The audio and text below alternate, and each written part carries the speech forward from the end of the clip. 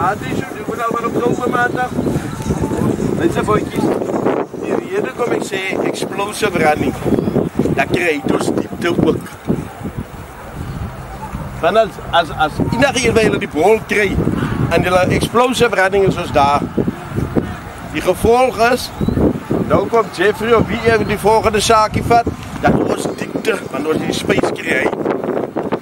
En als we die zaakje opzet, je er nog steeds space, dan is backline dan diepte.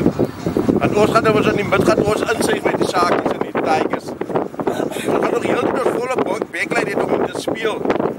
Zo krijg je dat in je kop. Dat wanneer ik die bal of het een voorspeler of een achterspeler is, ik moet explosive running. Want dan hoort ik zo'n tegenstand. Maar Sarah gaat daar ook voor je staan. En dat mijn body position die recht is, mijn body power is die recht.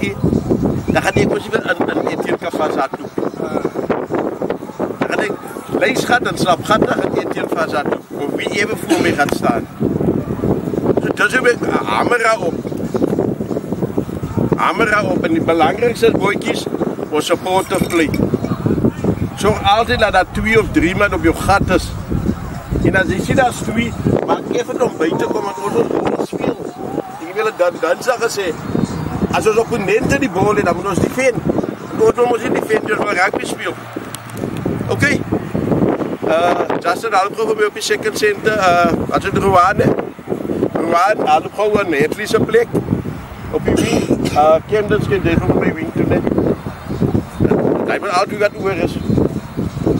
En laat hij gewoon op je scrammen.